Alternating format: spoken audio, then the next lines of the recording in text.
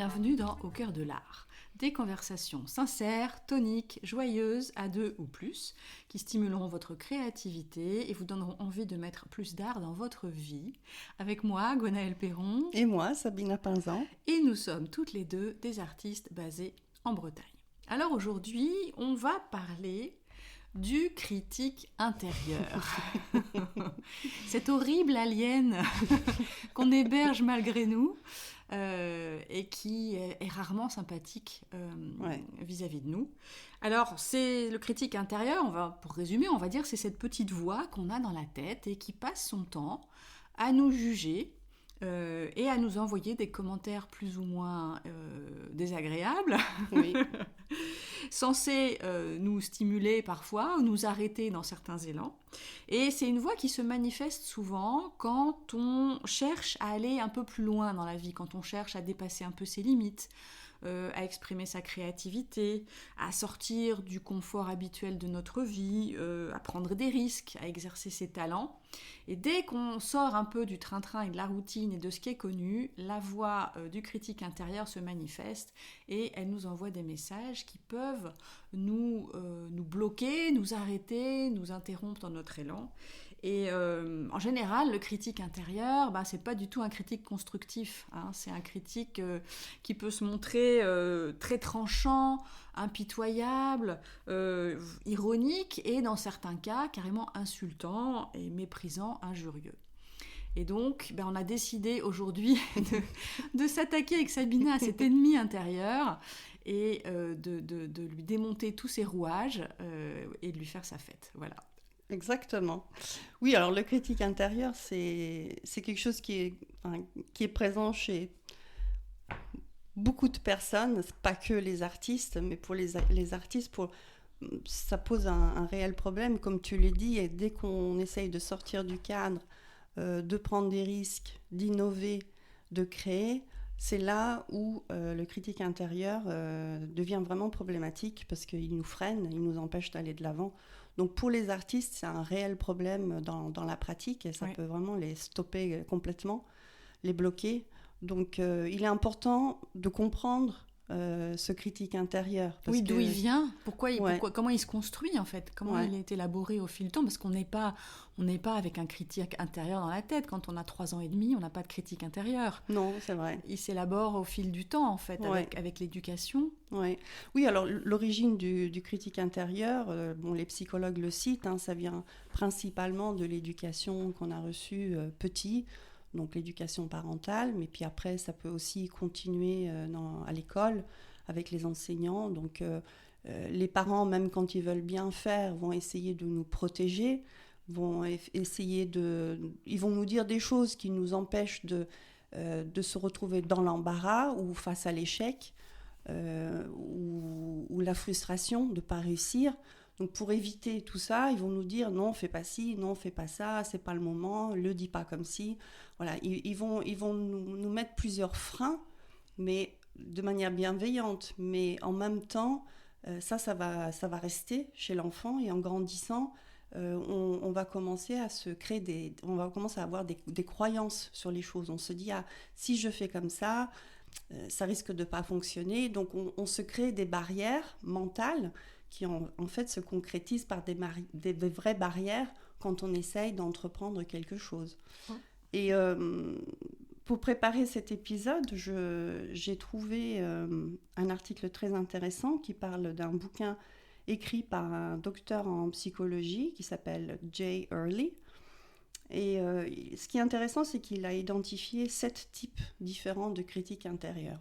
Et je pense que c'était intéressant de lire les différents types de critiques parce que on sait que pour vaincre le critique intérieur, en tous les cas vivre avec lui, il faut savoir l'identifier et le comprendre pour après mettre une stratégie en place pour pouvoir s'en débarrasser ou en tous les cas mieux vivre avec.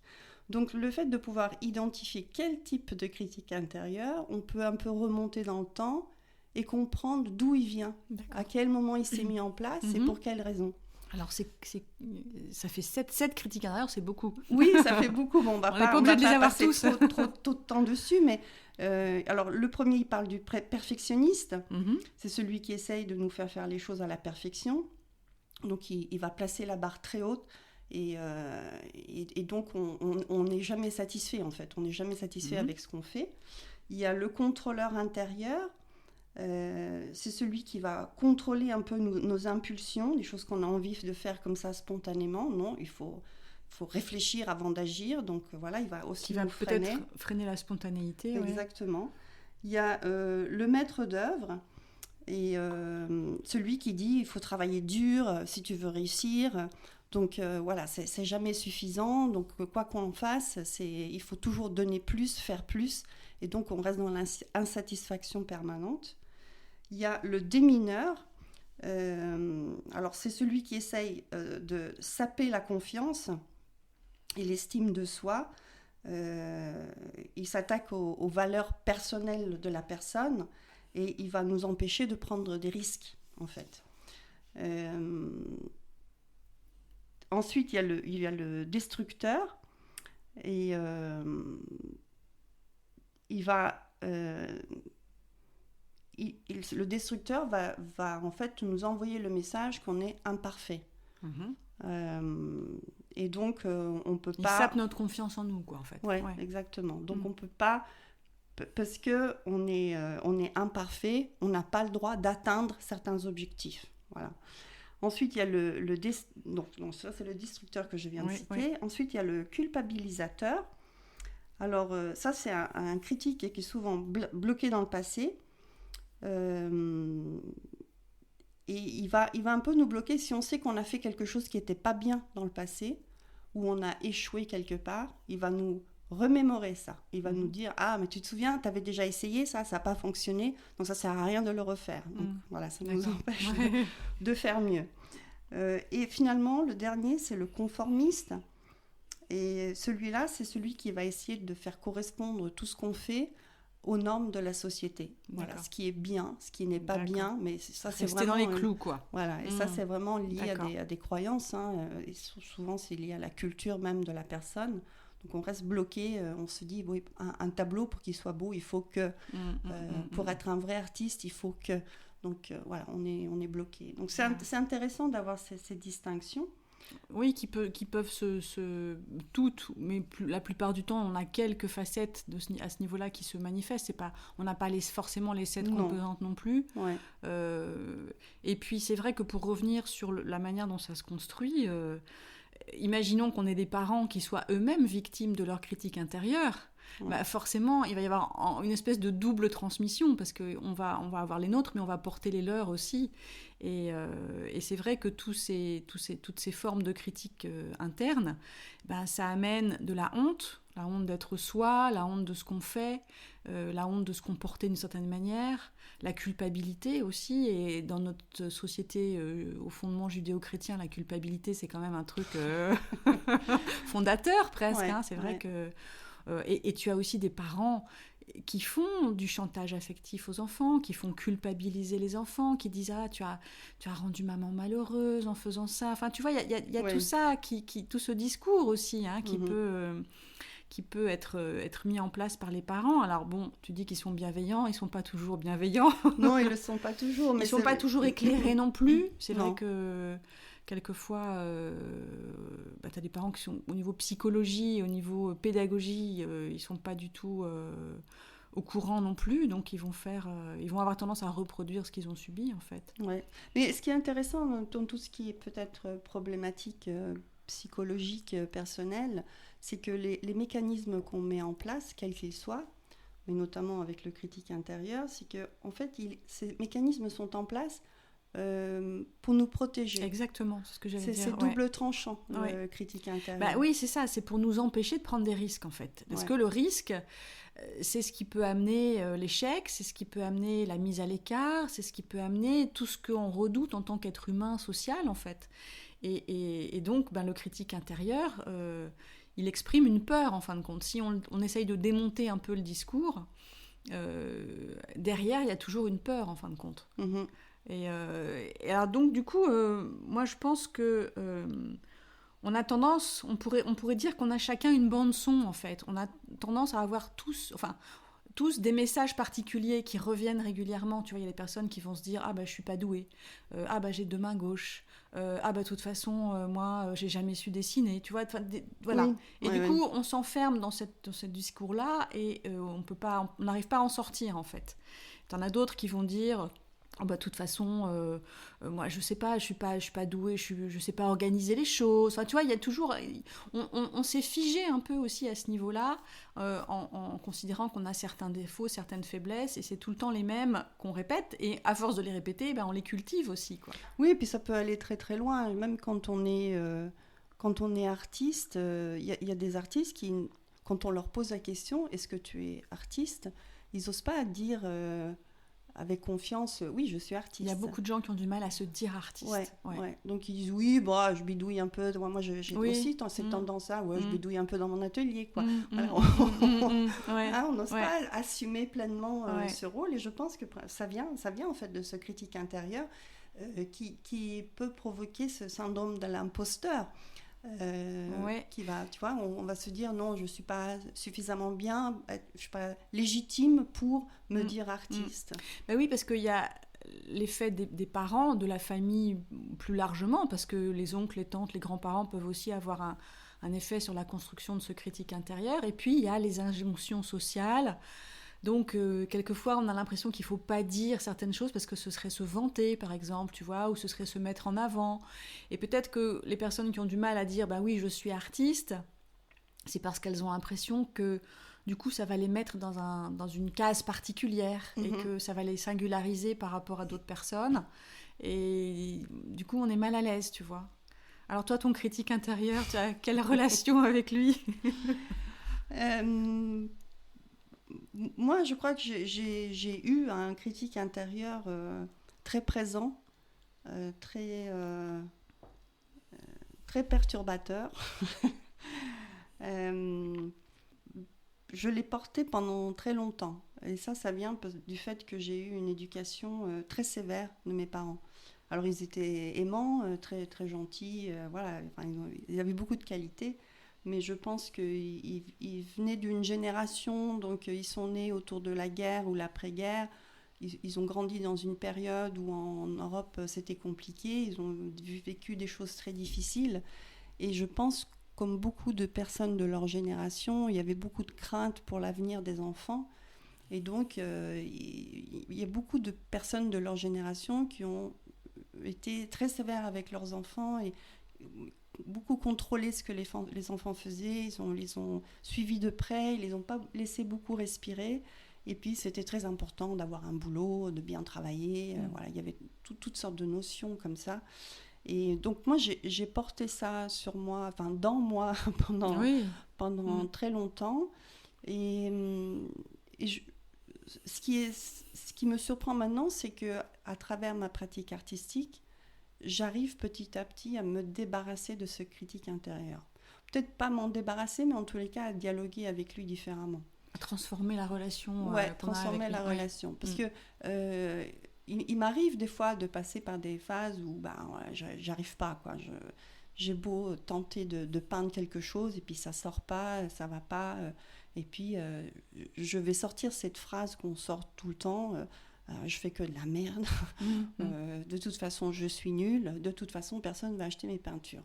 Voilà, c'est trois phrases. Ouais, c'est ça. Vois, et c'est, en fait, c'est juste verbalisé comme ça. C'est le critique intérieur qui s'exprime. Mais je me rends compte maintenant que quand je le dis, j'y crois pas vraiment. D'accord. Tu vois, c'est un peu une espèce d'automatisme qui est en place.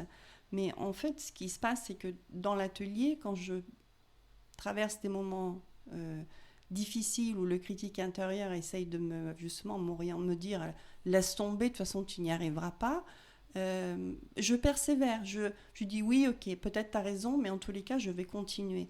Et ce que je remarque, c'est que si on persévère, si on baisse un peu le volume du critique intérieur et qu'on voit qu'on arrive à progresser, parce que de toute façon on y arrive toujours, cela permet de construire la confiance en soi. C'est-à-dire que quand tu as cette voix qui te dit des choses négatives, mais que par l'action, par ta décision, tu arrives à mener les choses à bien, ou tu arrives à avancer, tu dis, mais en fait, ce qu'il me disait est totalement faux. Bah, bien sûr, ouais. Donc tu démontes les arguments du critique intérieur par l'action, ça. en fait. Ouais, c'est exactement ça. Donc aujourd'hui, ma relation avec le critique intérieur est un peu différente. J'ai aussi vécu des moments difficiles les premières fois où j'ai exposé avec d'autres artistes. Donc vraiment les toutes premières fois, je me disais, de toute façon, moi, ce que je fais, c'est nul par rapport à ce que font les autres. Tu vois, je vraiment dévalorisais mon travail. Et puis, au fil du temps, continuant à faire des expositions avec différents artistes, je me suis dit, oui, ok, peut-être que par rapport à certains, mes peintures sont moins bien, par rapport à d'autres, c'est mieux. Mais ce qui est important, c'est que je trouve mon public, le public qui va aimer mes peintures. Et je l'ai rencontré, ce public. Donc, du coup, ces arguments, justement, je les démolis un à un. Et du coup, ils prennent beaucoup moins de place et ça me dérange un peu moins. Voilà, ça c'est un peu mon expérience. Et toi? Bah écoute, moi comme toi, j'ai été élevée par une mère surtout qui était extrêmement exigeante et dure, hein, on peut dire. Et d'ailleurs, elle l'a reconnu à la fin de sa vie. Elle m'a dit « Je ne t'ai rien passé ». Voilà. Donc, je ne t'ai rien passé. Quand j'ai entendu ça, ça m'a... une espèce d'uppercut encore que tu te prends dans la figure. Mais en même temps, tu te dis, bon, bah, j'ai pas rêvé, quoi. J'ai pas rêvé. Oui. Et donc, c'est vrai que moi, comme toi, pendant très longtemps, j'ai été inhibée, en fin de compte, par plein de peurs, comme ça, de peur d'agir, peur de prendre des risques, peur de faire certaines choses... et vraiment, ça m'a vraiment rendu la vie compliquée, au moins jusqu'à 35-40 ans, quoi, parce que c'était... Alors, j'ai pas le souvenir tu vois, d'un espèce de discours intérieur comme ça, d'un critique qui m'aurait balancé des phrases, mais ça devait exister. Je pense que j'ai oublié, tu vois, j'ai préféré oublier. Ouais. Aujourd'hui, je pense que mon critique intérieur, il est vraiment réduit à... Il a été complètement écrabouillé. Ah ouais, carrément. Ouais, parce que je suis passée à autre chose, en fait. Je suis passée, et c'est ce dont je voulais parler après, si tu veux, en toi, t'as ta personnalité, ta personne, t'as ton ego... Et le critique intérieur est relié à l'ego, en fait. Ça marche un peu ensemble. L'ego veut protéger ce qui est là. Et puis après, tu as la conscience, en fait. Tu as cette espèce de... Je ne sais pas comment expliquer ça, mais cette espèce de conscience de toi où tu es observateur ou observatrice de tes propres pensées, en fait. Tu te détaches complètement.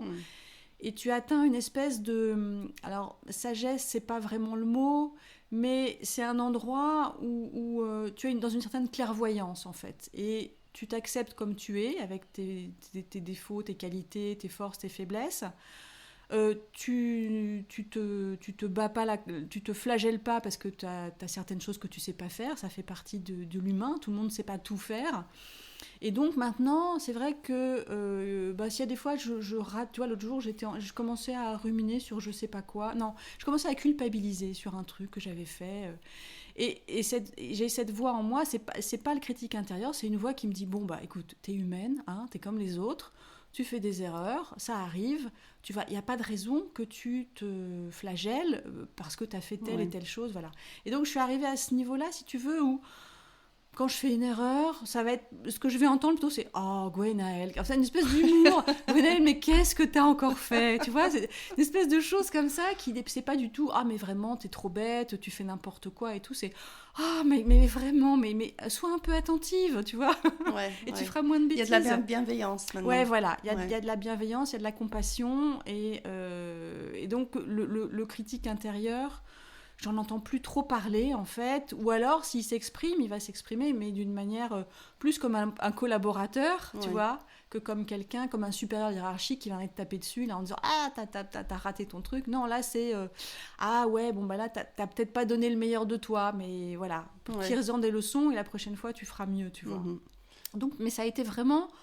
un travail long, qui a pris quand même 25 ans presque, je dirais, pour passer de cette espèce d'endroit où j'étais vraiment très inhibée, très timide, très mal dans ma peau, ne comprenant même pas, si tu veux, à l'époque, comment on pouvait m'aimer, tu vois, tellement j'étais complètement ratatinée à l'intérieur de moi, jusqu'à maintenant où je suis capable de me dire, bon, bah voilà, c'est bien, tu fais ce que tu peux, et puis basta, quoi. Ce que les autres en pensent, enfin, tu vois, tout ça, le regard des autres et tout ça, ça m'est devenu pas indifférent, parce que je suis quand même pas le Dalai Lama, mais je m'en fous un peu, et si je commence à y faire attention, j'ai justement cette voix qui va me dire hey, on s'en fout, quoi, tu vois, tu vis ta vie, fais ce que tu veux, ce que les autres en pensent, on s'en fiche, quoi. Voilà. Oui, c'est super que tu aies pu faire ça. Moi, en t'écoutant parler, je me disais que, en fait, moi, je l'ai porté bien trop longtemps, ce critique intérieur, parce que j'ai fait un parcours professionnel qui ne me correspondait pas, où j'avais beaucoup de responsabilités, et où les attentes vis-à-vis de moi étaient très élevées. Où tu n'as pas le droit à l'erreur, en fait. Je n'avais pas le droit à l'erreur, et j'ai travaillé dans des organismes qui étaient très hiérarchisés, très structurés, avec des règles très précises. Et ça, et en plus, j'ai eu la malchance de tomber sur quelques chefs qui ont été particulièrement durs. Et pas très bons pour ton estime de toi. Non, et qui me renvoyaient un peu à l'image de mon père, tu vois. Donc, tu veux dire à l'image que ton père te renvoyait ? Oui, l'image que j'avais de mon père, voilà. Donc, tu vois, non, fais pas ci, fais pas ça, c'est pas bien. Tu vois, tu fais pas assez, tu devrais faire mieux, t'es pas à la hauteur. Voilà, toutes ces phrases-là. Et donc, oui, je pense que quand tu baignes dans un milieu professionnel ou même dans une situation familiale où tu es entouré de personnes qui continuent à te parler de cette manière, c'est un peu plus difficile de faire ce cheminement que toi tu as pu faire pour se libérer du critique intérieur. Et c'est pour ça que je disais, pour moi, la pratique artistique, qui est maintenant mon nouveau métier, m'a beaucoup aidée, parce que du coup je suis plus confrontée à des personnes qui viennent nourrir toute cette énergie négative, et donc je peux vraiment commencer à faire un travail sur moi, et comme toi, je commence à avoir un discours plus bienveillant vis-à-vis de moi-même. Donc quand je fais aussi une erreur, je peux me dire oh non, c'est pas possible, mais plus mais t'es nul, tu vois. Avant, c'était vraiment, j'avais ces phrases-là qui me venaient dans la tête, mais des phrases très dures, très violentes, tu vois. Et donc c'est super que tu aies pu faire ce cheminement. Est-ce qu'il y a des choses en particulier qui t'ont aidé à faire ce cheminement ? Est-ce qu'il y a des choses que tu as faites qui étaient... Beaucoup d'écriture, si tu veux, tous les jours, quasiment, un travail sur mes pensées, sur... voilà, à chaque fois que j'avais quelque chose qui me tracassait, voilà, cette espèce de manière de décortiquer par l'écriture, en fait, ce qui se passait en moi, en fait. Et ça permet aussi par des exercices, c'est-à-dire que, par exemple, si tu te dis, je suis nulle, donc tu peux écrire « je suis nulle » et puis tu vas aller chercher tous les arguments qui prouvent que t'es pas nulle, en fin de compte. Et puis, ce qui se passe en vieillissant aussi, je trouve, et en voyant ses parents vieillir, eux qui ont eu une telle importance dans la construction de ce critique intérieur, c'est que moi, en tout cas pour les miens, j'ai pu constater à quel point ils avaient été exigeants avec moi, mais combien ils n'étaient pas exigeants avec eux-mêmes, en fin de compte, tu vois. Et de constater ça, qu'il y a une espèce de leur part de laisser aller total, de négligence d'eux-mêmes, d'absence d'attente de quoi que ce soit vis-à-vis d'eux-mêmes, je me suis dit, mais au nom de quoi ils venaient me faire des remarques et me dire des choses alors qu'eux-mêmes ne sont même pas capables de prendre soin d'eux, quoi, tu vois.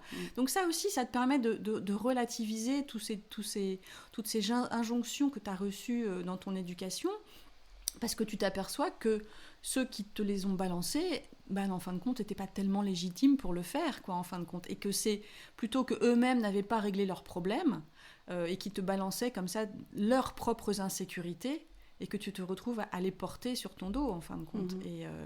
Et donc, pour aller plus loin, moi, je dirais que le critique intérieur, il agit en fonction de nos peurs, et que derrière ces peurs qu'il exprime par ce genre de phrases un peu désagréables, il faut entendre un besoin, en fait. Et un besoin qui va pouvoir être, auquel on va pouvoir répondre par une action. Donc, je ne sais pas, par exemple, quel genre de phrase ton critique intérieur peut te dire, par exemple, toi ? ou a pu te dire par le passé? Moi, je sais, enfin, je pense à plein d'artistes, mais même peut-être quelque chose aussi que j'ai vécu à un moment donné, mais ça n'a pas duré très longtemps. C'est bon, de toute façon, tu n'as pas fait l'école des beaux-arts, donc à quoi bon? Enfin, de toute façon, tu n'y arriveras pas, tu n'arriveras pas tu vois, Voilà. au niveau Donc, que tu le d'accord. souhaites, parce que tu n'as pas fait l'école des beaux-arts. Donc, Et ouais. voilà. Donc le discours, c'est t'as pas fait les écoles des beaux-arts, donc t'es pas une artiste en fait. Tu Voilà. seras jamais vraiment une artiste. Voilà. Donc en fait, il faut entendre le besoin qui est caché derrière cette phrase, Mhm. qui a un besoin de légitimité. C'est-à-dire comment je vais me sentir légitime par rapport à des gens qui ont fait les beaux-arts alors que moi j'ai pas fait. Et donc là, il faut se dire bon bah comment je vais me sentir légitime? Bah, je vais peut-être beaucoup travailler. Peut-être que je peux me former autrement.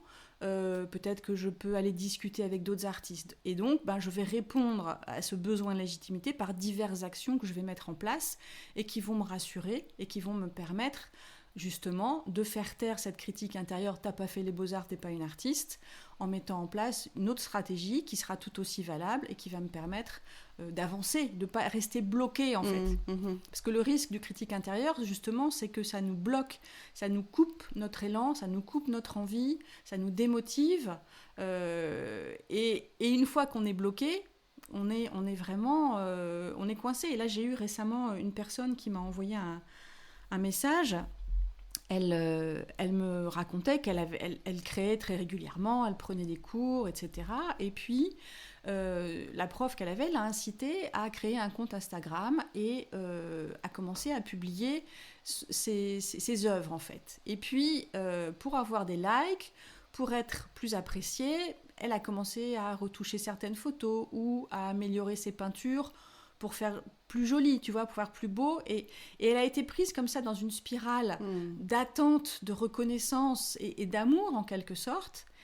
Et quand elle a pris conscience de ça, ça l'a tellement dégoûtée et son critique intérieur a été tellement dur avec elle que ça l'a complètement bloquée et qu'aujourd'hui, elle a énormément de mal à repartir, en fin de compte. Ah oui, carrément. Ouais, c'est ça, c'est fou, hein. Et donc, voilà, il faut comprendre que derrière le critique intérieur, il y a une peur, et que cette peur, elle s'exprime parce qu'il y a un besoin de réassurance, il y a un besoin de compréhension, il y a quelque chose qui s'exprime.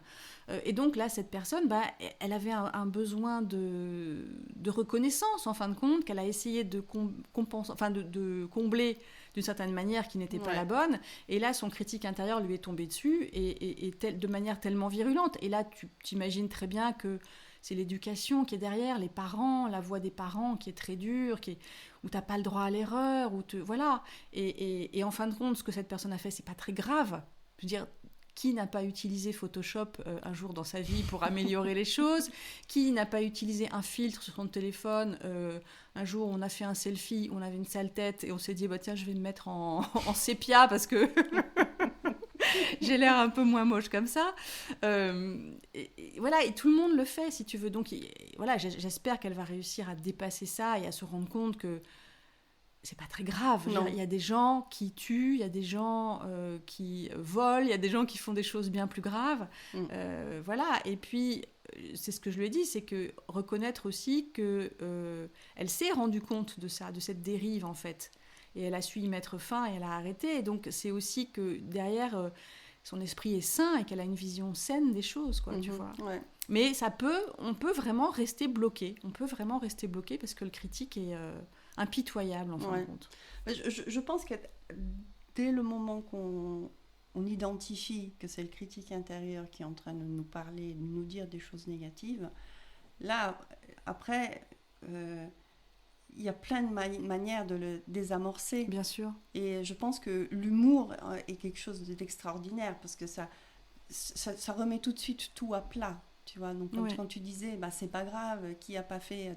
Oui, exactement. Enfin, et surtout quand on parle de création, d'être dans la création, c'est pas grave si la peinture est ratée. Mais bien sûr. Il est où le problème? Mais exactement. Je veux dire, on fait du mal à personne. Exactement. Tu vois, donc il y a vraiment... je pense que le critique intérieur, il a tendance à faire une montagne de choses qui, des fois, sont vraiment insignifiantes. Et donc, si on prend l'habitude d'identifier ces choses-là et se dire, mais mon Dieu, mais qu'est-ce que je suis en train de me prendre la tête avec ces bêtises? Tu vois, tu peux tout de suite désamorcer le truc puis continuer, quoi. C'est pas grave. Alors, au rayon des trucs qu'on peut faire aussi, quand j'avais fait ma petite conférence, La Réveille ta créativité, j'en avais parlé du critique intérieur, justement, et j'avais proposé aux gens de le dessiner ou de le peindre, tu vois, de lui donner un visage, de lui donner des traits, de le faire sous forme d'alien ou de portrait raté ou de ce qu'on veut. Mais voilà, pour y mettre aussi, tu vois, pour jouer avec ça, pour pouvoir l'identifier, éventuellement entamer un dialogue aussi avec, et puis... ou alors carrément le déchirer et le mettre à la poubelle et dire bon allez lui mettre le feu voilà. Et je pense qu'il y a aussi cette technique qui s'appelle l'imagination active où tu vas dialoguer avec dialoguer avec le critique intérieur. Donc le critique intérieur va te dire par exemple bah voilà, t'es pas légitime comme artiste, comment est-ce que tu oses exposer. Et là, on va intérieurement déclencher un dialogue en disant « Ah bon, bah pourquoi tu penses que je suis pas légitime ? Ah bah t'as pas ci, t'as pas ça, t'as pas ça. Ah bah oui, d'accord, j'ai pas ça, mais est-ce que vraiment tous les artistes ont ça ?» Alors là, le critique intérieur, il dit « Ah bah non, en fait, tout le monde n'est pas passé par les beaux-arts. » Tu vois, tu le mets un peu en déroute et tu peux entamer un dialogue. Et c'est ça qui peut te permettre de comprendre aussi le besoin qui se cache derrière la peur qui anime ton critique, en fait. Oui, ça me fait rire parce qu'en fait, des fois, ça m'arrive d'avoir justement ces dialogues avec moi-même, que je peux avoir même à haute voix dans mon atelier. Par exemple, quand ça n'aboutit pas. Donc, c'est souvent dans ces moments-là que le critique intérieur ressurgit. Et là, je me dis, mais regarde, t'es en train de faire n'importe quoi. Et puis après, je lui dis, mais non, c'est pas n'importe quoi. Regarde, je vais mettre un peu un coup de pinceau par-ci, un truc par-là. Mais c'est encore pire. Donc, tu vois, je m'amuse, en fait. Je m'imagine ce dialogue entre deux fous. Et la toile est le support un peu pour lâcher l'émotion et pour dépasser ce petit moment de frustration, tu vois. On dit qu'on est seul dans notre atelier, mais on n'est pas seul, en fait. non, et justement, exactement. Ça, c'est un autre truc que je voulais dire. Je pense que le critique intérieur, il est un peu... c'est comme un ami imaginaire, mais qui contient toutes les personnes qui ont pu nous faire des remarques dans le passé. Donc c'est vrai que quand on est dans l'atelier, on n'est pas seul. Il y a nos parents, il y a nos conjoints, il y a nos enfants, il y a nos amis, nos enseignants, enfin tous les gens qu'on a rencontrés qui ont pu faire des fois des remarques qui nous ont blessés ou pas plu, et ils sont là.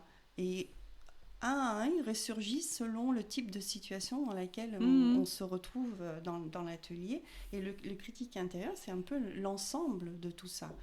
Donc moi, je trouve que c'est une manière très thérapeutique et fun de parler avec le critique intérieur. Oui, je pense que c'est vraiment un très bon moyen pour désamorcer les critiques qu'il peut nous faire. Mais vraiment lui parler, quoi. C'est même pas que une conversation dans ma tête, c'est une vraie conversation.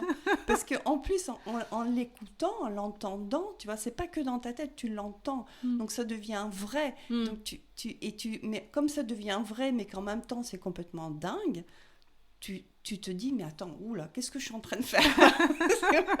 Oui, tu peux lui donner un nom, hein, tu peux vraiment le personnifier. Oui, bien sûr. Oui, tout à fait. Oui, et c'est vrai que du coup, ça perd de sa force, en fin de compte. Plus tu vas essayer de dialoguer pour démonter le discours qui est derrière, et plus tu vas voir que ça part en poussière, quoi, que ça repose sur rien. C'est juste que ton cerveau, il a tellement entendu certaines choses qu'il les a intégrées et qu'il te les répète dans certaines situations, mais en vrai, ça repose sur rien du tout. Non. Je veux dire, tu peux avoir des gens qui passent toute ton enfance à te dire que tu es une imbécile, alors que tu n'es pas du tout une imbécile. Non, mais je veux dire, tu vois, ce que je veux dire, c'est les gens qui te disent ça, d'une certaine manière, le simple fait de le dire, ça les discrédite déjà, quoi, tu vois. Voilà. Et les autres manières dont on peut désamorcer ce critique, ça peut être de faire de la méditation, parce que la méditation, justement, ça permet de prendre de la distance par rapport à ses pensées et d'être dans l'observation de ses pensées. Donc ça peut être un bon moyen. Écrire, tenir un journal, à chaque fois qu'on a quelque chose qui revient comme ça, qu'on a quelque chose qui nous soucie, ou cette espèce de discours intérieur, on peut l'écrire justement, et puis le démonter par écrit aussi, si on aime écrire. Bon, il y a des gens qui n'aiment pas écrire. Ouais. Et oui, et puis moi je lisais un artiste qui disait quand il commence sa journée dans l'atelier, sa première pensée, c'est aujourd'hui, je vais m'amuser. Je rentre dans l'atelier pour m'amuser. Et il dit, et vous savez quoi ? Systématiquement, je m'amuse. Bah oui. Et en fait, c'est ça. Je pense que si on est vraiment passionné par ce qu'on fait, normalement on l'est, et ça nous apporte, c'est une source de joie, il faut rester dans cette joie. Et le simple fait de rester dans ce jeu, dans ce plaisir, ça balaye un peu tout ce qui est négatif. Ouais. Parce que de toute façon, on est seul, il n'y a pas d'enjeu, et on est en train de se faire du bien. Donc si on est dans une démarche positive, ça laisse pas la place à des pensées négatives pour venir empiéter. Je suis assez d'accord avec ça. En tous les cas, pour moi, je le vis comme ça. C'est juste que certaines personnes ont du mal à lâcher prise pour être dans le jeu, justement. Tu vois, c'est ça le truc. C'est que il faut déjà réussir à être dans le jeu, donc pas dans le contrôle. Et si on a une personnalité qui a été un peu forcée comme ça, d'être tout le temps sur ses gardes, tout le temps dans le contrôle, on a du mal à lâcher prise et à être dans le jeu. Moi, je le vois dans le groupe Art System, je pense à certaines personnes. Alors maintenant, ça va mieux, mais au début, c'était très dur, en fait, de juste jouer, quoi. De pas chercher à faire du beau, de pas chercher à obtenir un résultat particulier, de juste être dans le plaisir du moment. C'est quelque chose que tu expérimentes, plus tu le fais, en fait. Au début, c'est pas forcément évident d'être dans cette Oui, c'est pour ça d'esprit. que la pratique régulière est importante. Il est important de pratiquer souvent, même si c'est pas pendant des heures et des heures, mais même au niveau journalier. Il faut toujours trouver 5 minutes, 10 minutes, une demi-heure, 3 heures, mais le temps qu'on peut, mais de le faire. Moi, je sais que plus je pratique, mieux je me sens, et je prends aussi conscience que ma technique s'améliore, que les choses qui étaient un blocage pour moi dans le passé ne le sont plus.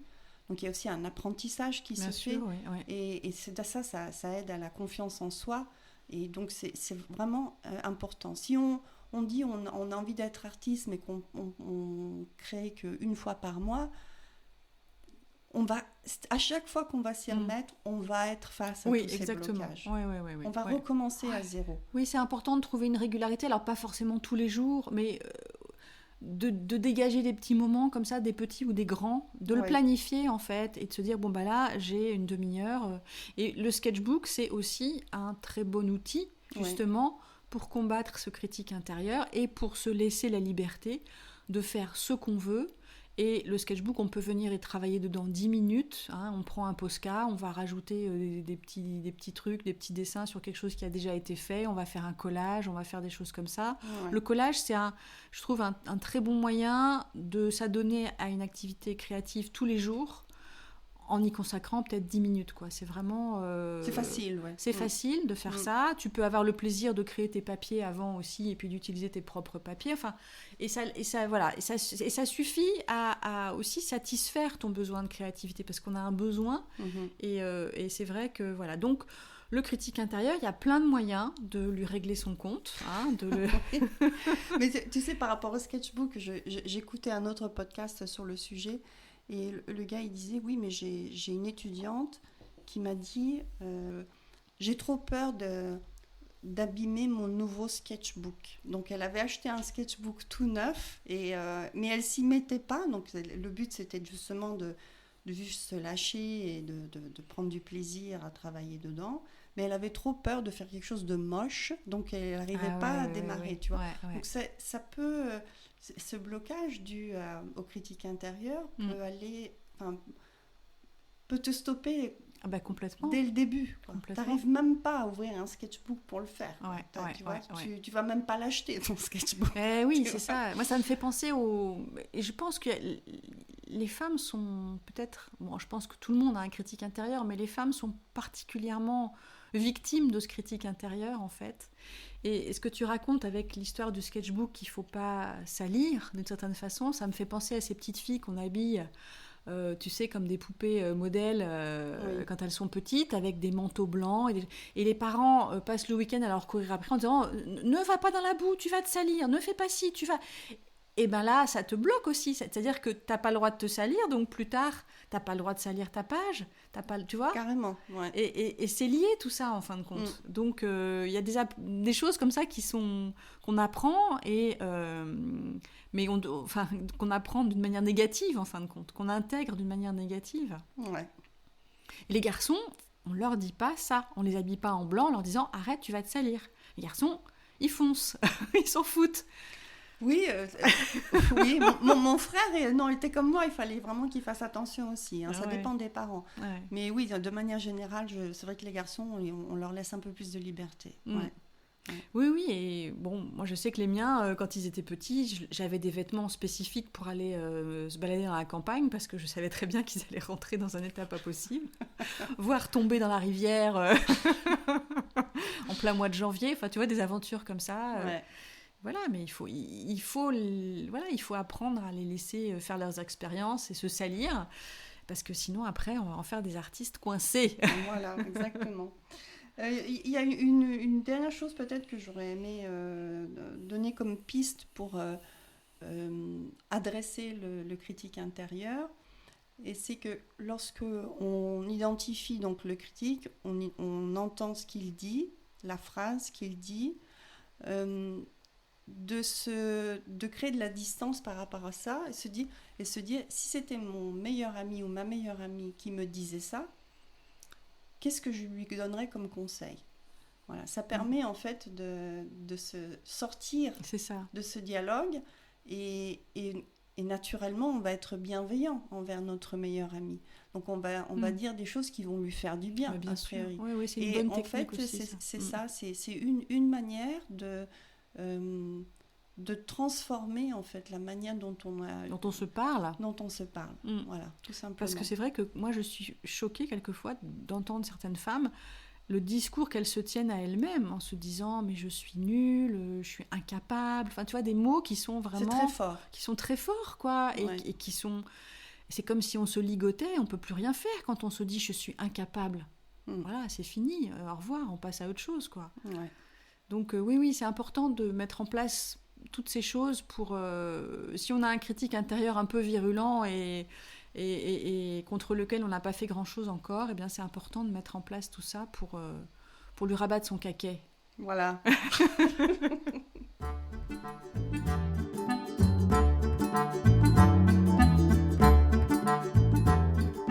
Alors Sabina, je crois que tu voulais nous raconter une belle histoire. Oui, c'est quelque chose qui m'est arrivé il y a 2 jours. Ça n'a rien à voir avec l'art. Mais c'est une telle belle histoire que j'avais envie de la partager. Donc, je suis allée... on a enfin du soleil en Bretagne, by the way. De temps en temps. Oui, de temps en temps. On a eu. Et donc, dimanche dernier, je suis allée pour faire une randonnée sur le GR34 à la sortie de Douarnenez, au-dessus de la plage de Kervel. Et donc, je suis allée avec mon compagnon, on a garé la voiture, et puis au bout de 100-150 mètres de balade, mon compagnon me dit « Oh, regarde par terre, il y a un animal mort. » Et donc, on regarde, et puis c'était un petit blaireau.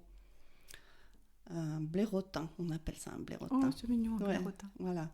Et puis bon, il continue son chemin, et puis moi, comme je n'avais jamais vu de près, je me suis approchée, et puis je l'ai regardé. Et là, au bout d'1 minute, je me suis rendu compte qu'en fait, il respirait encore. Donc, j'appelle mon compagnon, je lui dis « Non, mais viens voir, je crois qu'il respire. » Il me dit « Mais non, c'est le vent qui fait bouger le poil. » Je dis « Non, c'est pas le vent, regarde. » Et effectivement, il était vivant. D'accord. Sauf qu'il était endormi. Il était un peu en boule comme un chat, tu vois.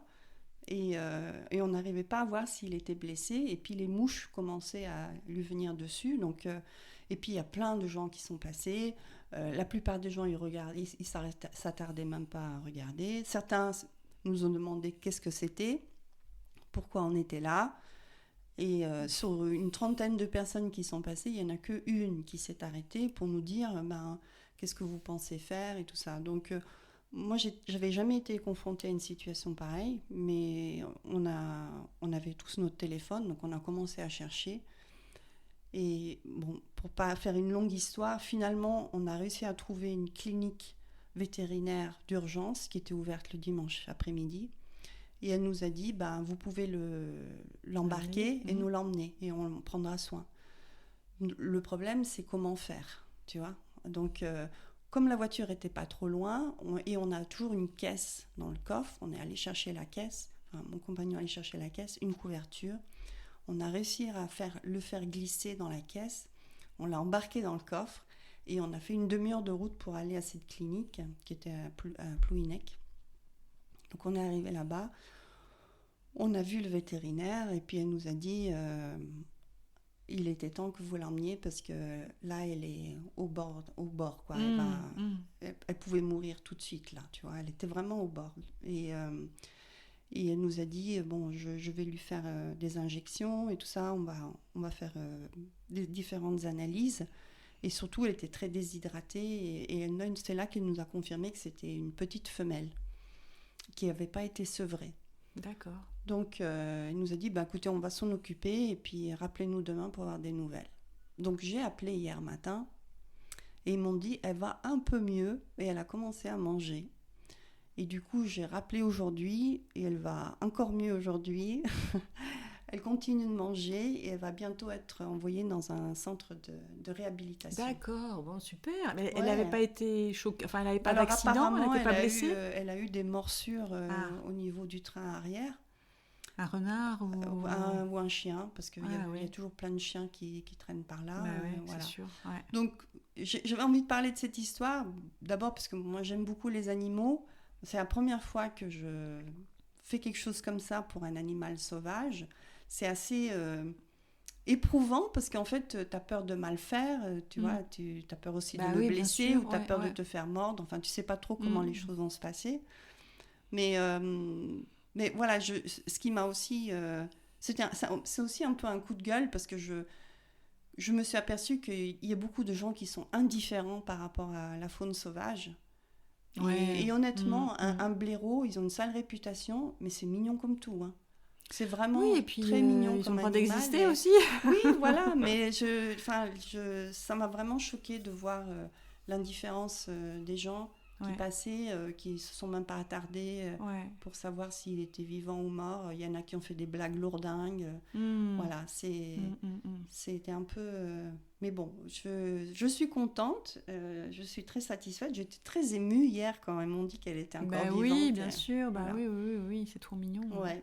Voilà, donc ça c'est mon histoire qui m'a beaucoup occupé l'esprit ces deux derniers jours. Non, mais c'est important de faire attention aussi à son environnement. Et moi je sais que quand je vais dans les monts d'Arrée, j'adore quand je peux tomber sur un animal sauvage qui se balade. Alors des fois c'est des renards, des lapins, des chevreuils, des oiseaux, des écureuils. Mais j'adore, quoi, ça fait ma journée, comme on dit, quoi, tu vois. Voilà, ça c'était ma petite histoire. C'est bien. Il en faut aussi des belles histoires comme ça. Il n'y a pas que sur Facebook qu'il y a des animaux qui sont sauvés sur le bord de la route. Non. Bon, et toi alors? Écoute, moi j'ai pas sauvé de blaireau ce week-end. Mais j'ai bien profité du soleil quand même.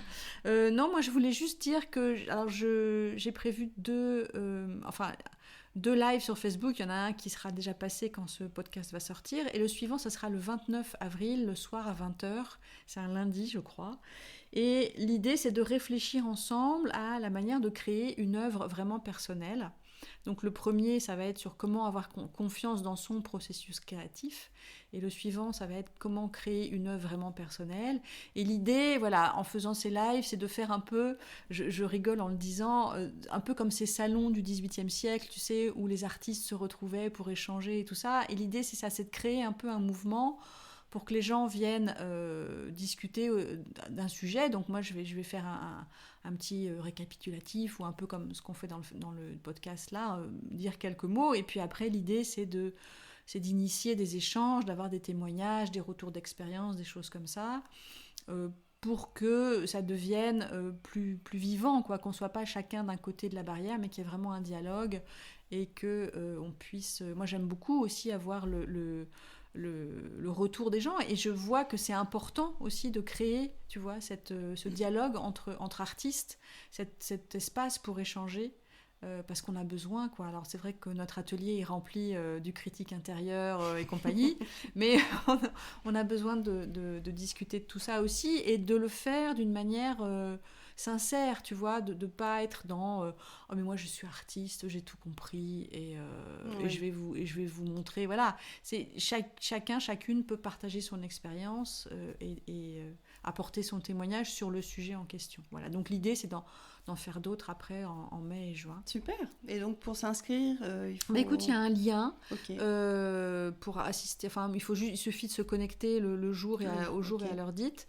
Tout est sur la page d'accueil de mon site gwenaëlle-perron.com. Donc tout est c'est très facile d'accès normalement et voilà. Et puis il est encore temps, bien sûr, de s'inscrire sur la liste d'attente des âmes créatives, donc le membership club que je veux créer à partir de septembre. Là, j'ai presque une quarantaine d'inscrites. Super. Donc, inscrites intéressées, on va dire. Il n'y a rien de sûr pour le moment. Mais disons que voilà, je vois qu'il y a quand même un besoin d'intérêt, un besoin derrière tout ça. Ouais. Et donc, oui, si ça vous dit, si vous êtes intéressé par le projet, je mettrai le lien dans la description du podcast pour aller voir. Donc, j'explique un peu le projet. Et puis, je vais envoyer quelques mails là pour expliquer plus longuement et puis avoir aussi le retour des personnes qui sont intéressées pour savoir justement quelles sont leurs attentes et tout ça et d'essayer de faire quelque chose vraiment sur mesure qui convienne à tout le monde. Voilà l'idée. Parfait, plein de projets, plein de belles choses. Oui, il faut. Et puis moi, j'ai à cœur, tu vois, de créer un ensemble de personnes, voilà, qui sont impliquées là-dedans, qui sont intéressées pour échanger, pour se donner des trucs, des astuces quand elles en ont, pour parler de leurs expériences. Alors une telle va exposer à tel endroit et puis ça peut intéresser quelqu'un d'autre, tu vois. Enfin, voilà, je pense que c'est vraiment important d'apporter cet espace pour d'échange, d'apprentissage, de partage. Oui, et l'échange et la collaboration est cité comme étant une des choses qu'on peut faire pour combattre le critique intérieur. En plus, justement. Ouais, voilà. Non, mais c'est vrai, c'est vrai. Ouais. Et c'est vrai que moi, j'ai ressenti ça quand j'avais fait les 4 jours là, sur Réveille ta créativité. Et voilà, à un moment, j'avais abordé une question qui était vraiment quelque chose qui me touchait et qui était personnel et intime. Et j'ai vu à quel point ça résonnait chez les personnes qui m'écoutaient à ce moment-là. Et ça a un peu libéré aussi cette parole qui, des fois, ne peut pas se dire. Et donc, ça, je pense que c'est important aussi parce que il y a la joie de créer, mais on n'est pas toujours dans la joie. Parfois, on est dans la galère aussi, on est dans la difficulté, comme cette personne dont je parlais qui est bloquée. Ça peut arriver. Et donc, je pense que ce genre d'espace, ça permet de mettre du lien, tu vois, d'apporter de la fluidité dans la manière dont on travaille. Donc, voilà les projets. Alors, on va faire une petite pause. Oui. Pendant un mois, là, il n'y aura pas de podcast parce que toi, tu as des expos qui viennent. Oui, j'ai 2 expos qui arrivent et je dois pas bosser beaucoup. Donc ouais, j'aurai pas trop le temps. Donc notre prochain podcast est prévu pour le 17 mai, je crois. Oui, c'est ça. Voilà. Donc quasiment dans un mois. Dans un mois. Ouais, c'est ça. Donc voilà, on va faire une petite pause et puis d'ici là, si vous avez des idées, des sujets, des choses que vous aimeriez qu'on aborde, n'hésitez pas à nous en faire part. Oui, et puis n'oubliez pas que si vous voulez vraiment nous soutenir et faire remonter un peu notre podcast dans le listing des podcasts, ce qui pourrait vraiment nous aider, c'est si vous mettiez un commentaire sur Apple Podcast. Parce que ça aide vraiment à être visible. Être beaucoup plus visible. Voilà. Donc, en tous les cas, merci pour tous les commentaires que vous nous avez fait sur la chaîne YouTube de Gwenaëlle. Oui, c'est vrai. Voilà, ça nous a permis d'échanger avec vous et c'est super sympa. Ouais. Donc pour échanger, continuez surtout, n'arrêtez pas. Et puis pour nous soutenir un peu plus, n'oubliez pas Apple Podcast, nous mettre un petit commentaire. Voilà. Et moi je voulais dire aussi que j'ai créé une page sur Tipeee, qui est une plateforme de financement participatif. Donc si vous regardez mes vidéos, écoutez les podcasts, tout ça, vous pouvez me soutenir. Et je t'incite, Sabina, à faire la même chose. Comme ça, les gens pourront nous soutenir aussi, parce que c'est vrai que on n'en a pas parlé jusque-là, mais quand on fait un podcast, c'est pas gratuit pour nous. Hein. On a une plateforme qui permet d'héberger et de propulser le podcast sur toutes les applications.